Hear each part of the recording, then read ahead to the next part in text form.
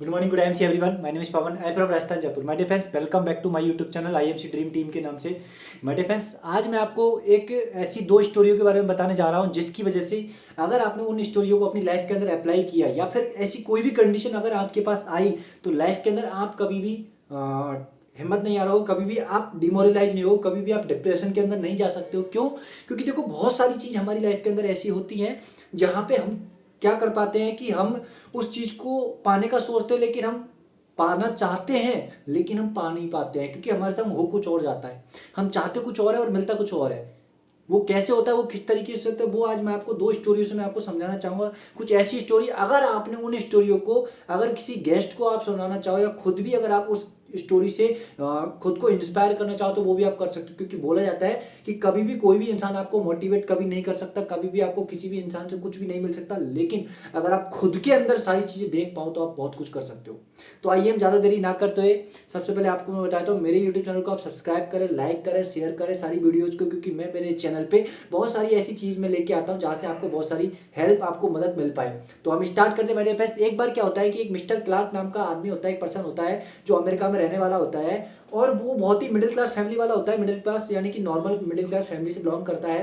और उसका एक बहुत बड़ा सपना होता है कि जो टाइटेनिक जहाज है, आपने सुना होगा उसका नाम, जो टाइटेनिक जहाज है उसकी पहली यात्रा के अंदर उसको बैठना था विद फैमिली के साथ में, पूरी की पूरी फैमिली के साथ में उसको उस टाइटेनिक जहाज के अंदर जाना था, उस यात्रा को करना था कंप्लीट, जो उसका एक बहुत बड़ा सपना था। वो अपनी पूरी जिंदगी की कमाई से क्या करता है कि वो उस टाइटेनिक जहाज की पहली टिकट खरीदता है, पूरी फैमिली की टिकट खरीदता है।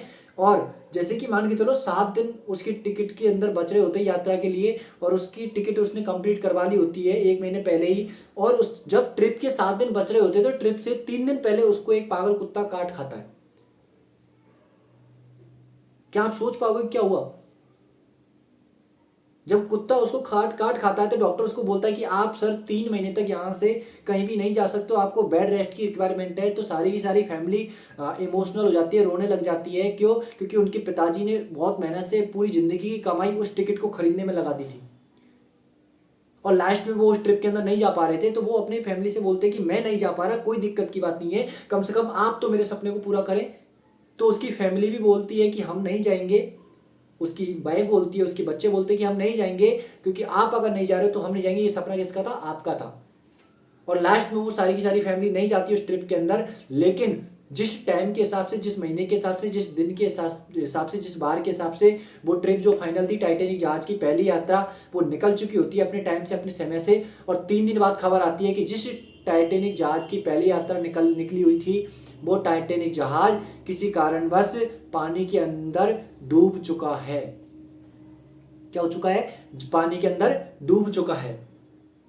और टाइटेनिक जहाज के बारे में बोला जाता है कि ये जहाज कभी भी डूब नहीं सकता, कैसा भी तूफान आ जाए, कुछ भी आ जाए। लेकिन कुछ ऐसा आकस्मिक हुआ था कि जिसकी वजह से वो जहाज डूब गया।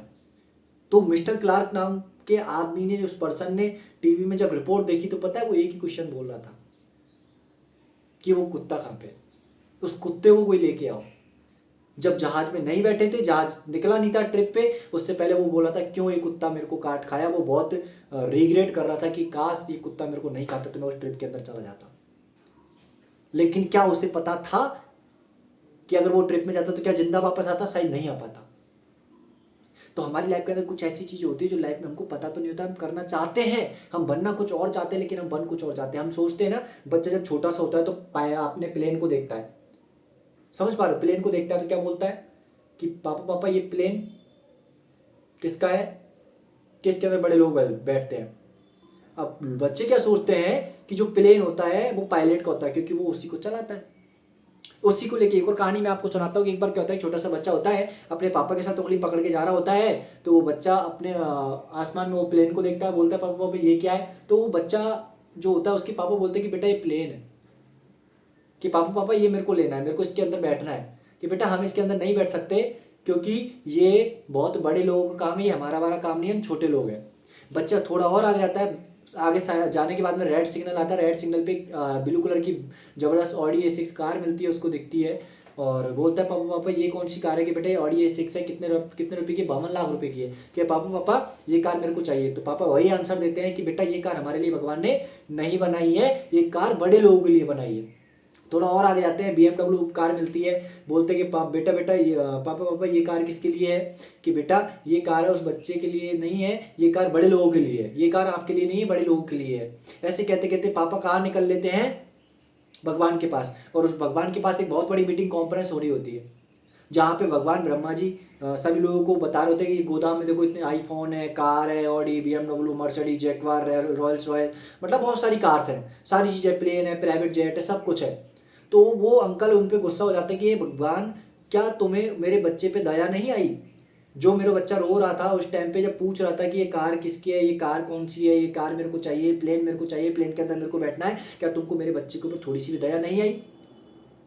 भगवान ने उसके एक गाल पे लगाया कि मेरे को याद कर उस दिन को जब तेरा बच्चा पूछ रहा था कि ये क्या है, कि प्लेन है। याद कर उस दिन को जब तेरा बच्चा पूछ रहा था कि ये कार कौन सी है, कि ऑडी है। जब याद कर उस दिन को कि ये कार कौन सी है, BMW है। जब कौन मना कर रहा था कि ये कार हमारे लिए भगवान ने नहीं बनाई है, ये कार किसके लिए है, बड़ी बड़े लोगों के लिए। कौन ने बोला?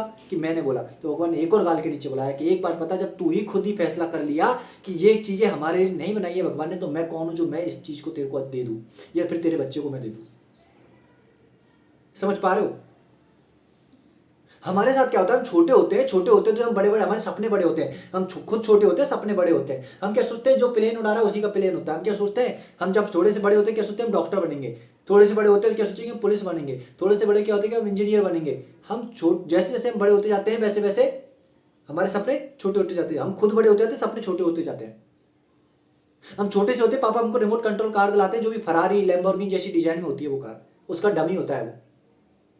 हम क्या सोचते हैं, बड़े होकर हम यही वाली कार लेंगे। लेकिन धीरे धीरे हम बड़े होते जाते हैं तो हमारे सपने छोटे होते जाते हैं, छोटे होते लास्ट में हम किसके आ जाते हैं, ग्रुप डी, चपड़ासी, गवर्नमेंट जॉब। उसके बाद हमारे कोई सपने पूरे नहीं हो पाते। हमारी मेंटेलिटी के ऊपर डिपेंड करता है। हम लाइफ के अंदर कुछ भी अगर चाहें वो हम सब कुछ अचीव कर सकते हैं, लेकिन उसकी प्री प्लानिंग होनी चाहिए। ठीक है, तो thank you so much my dear friends. हो सकता है, आई होप सो कि आपको ये स्टोरी पसंद आई हो। आपको लाइफ के अंदर कभी भी डिमोरलाइज नहीं होना, कभी भी आपको डिस्टर्ब नहीं होना, कभी भी आपको अगर कोई दिक्कत आए तो आप ये स्टोरी सुन सकते हो और खुद की लाइफ के ऊपर इस स्टोरी को आप अप्लाई कर सकते हो। ठीक है, thank you so much. Good I MC.